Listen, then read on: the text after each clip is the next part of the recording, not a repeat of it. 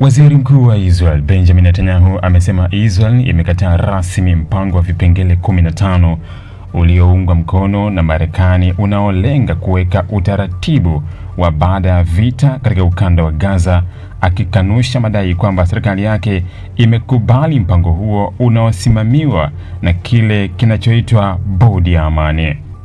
Netanyahu alitoa kauli hiyo mwanzoni mwa kikao cha kila wiki cha baraza la mawaziri la Israel leo Jumapili, Agosti 9 mwaka 2026, akisema kwamba msimamo wa serikali yake haupaswi kutafsiriwa kwa namna nyingine, na amesema Israel inakataa waraka wa vipengele 15, huku akieleza kwamba jeshi la Israel la IDF halitaanza kujiondoa katika maeneo ya Gaza kabla ya Hamas kuondolewa kabisa silaha.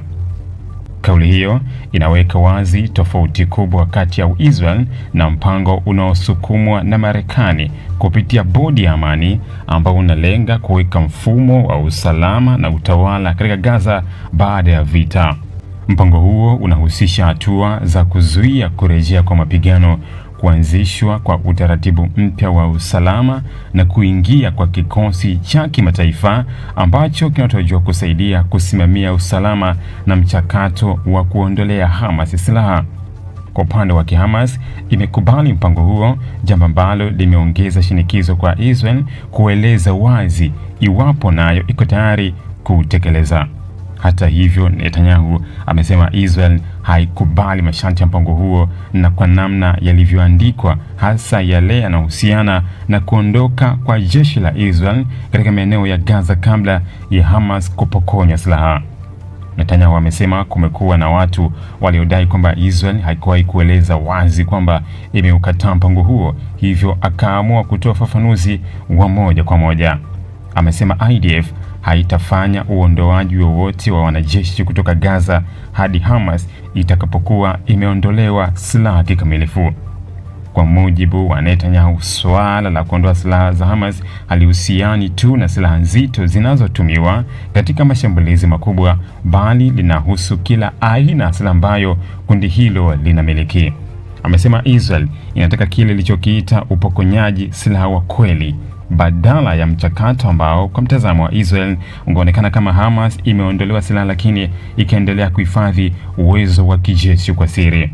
Wakati ninaposema Hamas lazima ipokonywe silaha, na maanisha silaha nzito, silaha zisizo nzito, silaha zote, Netanyahu alisema, akiongeza kwamba Israel haitakubali kile alichokiita upokonyaji silaha wa kubuni au wa kinadharia.